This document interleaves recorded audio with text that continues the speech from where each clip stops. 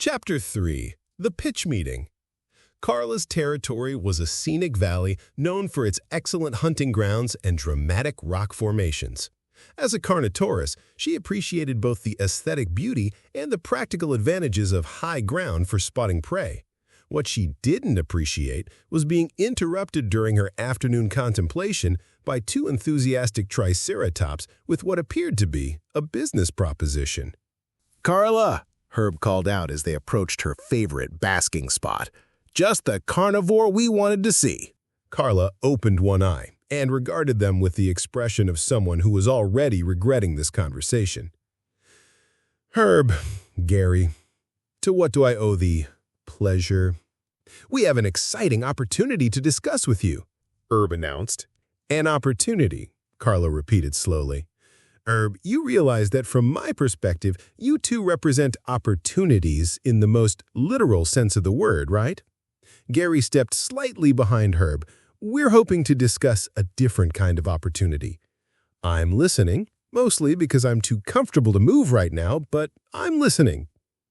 Herb took a deep breath and launched into what he'd clearly rehearsed as his opening pitch. "Carla, what would you say if I told you that you could revolutionize your diet, improve your health, and help transform the entire ecosystem, all while reducing your environmental impact?" Carla blinked slowly. "I'd say you sound like one of those traveling medicine show dinosaurs who come through selling miracle cures made from pond scum." "This is different," Herb protested. "This is scientific." "Scientific?" Carla said in the tone of someone who'd heard this claim before. "And what exactly is this scientific revolutionary opportunity?" "Vegetarianism!" There was a long silence. A very long silence.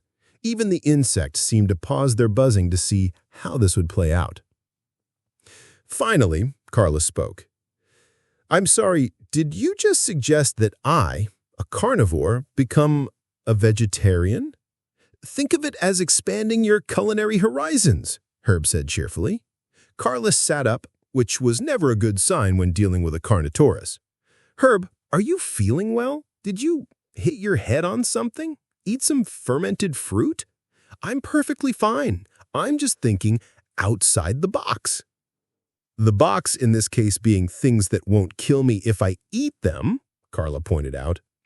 Gary decided it was time to intervene before Herb talked them into becoming lunch.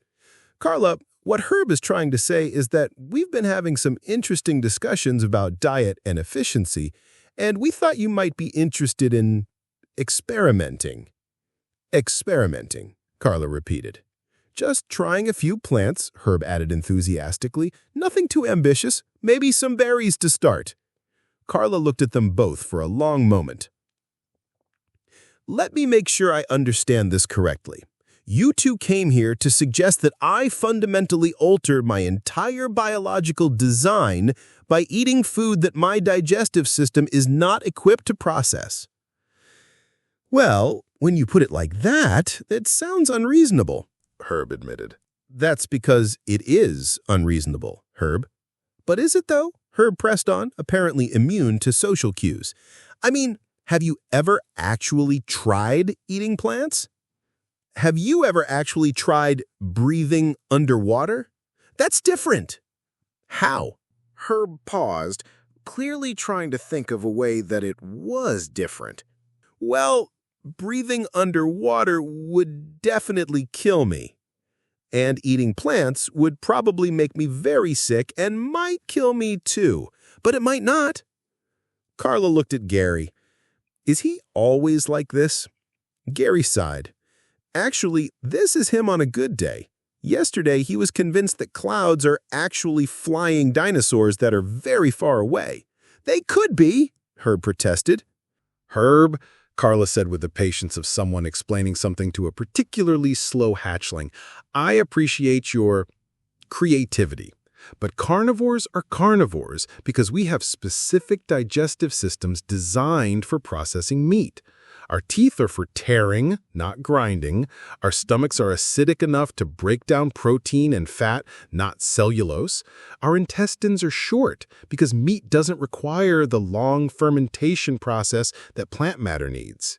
Herb listened to this explanation with the expression of someone who was hearing interesting information that he planned to completely ignore. But what if those are just limiting beliefs? He asked. Carla stared at him. Limiting beliefs. Yeah, what if your digestive system is more adaptable than you think? What if you've just never given it a chance to adapt? Herb, evolution gave me this digestive system over millions of years. I'm not going to redesign it over a weekend because you had a weird idea.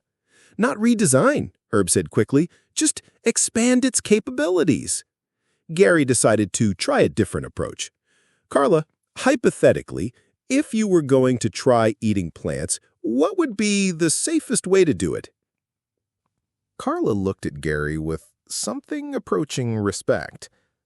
Well, hypothetically, if I were insane enough to try such a thing, I'd probably start with something that's already partially broken down.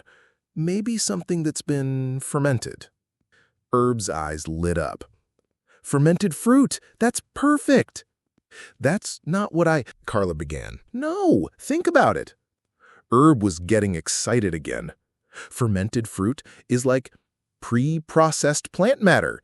It's evolution's way of making plants more accessible to carnivores. That's actually not completely insane, Carla admitted reluctantly. See? Herb beamed. Gary, I told you this would work. Nobody said it would work, Gary pointed out. We're just discussing the theoretical, least dangerous way for it to fail. Same thing. Carla was looking thoughtful now, which was either a very good sign or a very bad sign. You know, I have seen other carnivores eat fermented fruit occasionally, usually by accident when they're going after the insects that are attracted to it. And, Herb pressed, and they usually get drunk and do stupid things. But they don't die. Perfect, Herb exclaimed. So we're not talking about a completely unprecedented biological experiment. We're talking about getting you drunk on fruit so you make poor dietary decisions. Gary clarified. Even better, Herb said cheerfully. Carla laughed despite herself. You know what? I'm actually curious now. You two have managed to make me interested in the stupidest idea I've heard all year. So you'll try it? Herb asked, hopefully. I'll consider it, but I have conditions. Name them. First, we start small. One small piece of fermented fruit, not a whole dietary overhaul. Agreed. Second, you two stick around to monitor the results. If this goes badly, I want witnesses to document exactly how bad it gets. Gary looked nervous. Define stick around. Close enough to observe, far enough away that I can't catch you if I suddenly decide this was a terrible idea and you're to blame. That seems reasonable, Herb said. Third, Carla continued, if this works at all, and I mean if I don't get violently ill, you have to promise me that you won't interpret it as validation for any larger theories about carnivores becoming vegetarians. Herb opened his mouth to argue, but Gary quickly stepped in. Agreed. This is just one experiment with one piece of fruit. Fine, Carla said. I can't believe I'm saying this, but let's go find some fermented fruit. As they headed toward a grove of fruit trees that Carla knew occasionally produced overripe alcoholic offerings, Herb whispered excitedly to Gary, "This is it. This is the beginning of the revolution." "This is the beginning of something," Gary replied. "I'm just not sure it's a revolution." "What else could it be?" Gary watched Carla stalking ahead of them, her predatory grace making it clear that, despite her willingness to experiment, she was still very much a carnivore. A really interesting way to find out exactly how wrong we can be about things, Gary said finally. But he had to admit he was curious to see what would happen next.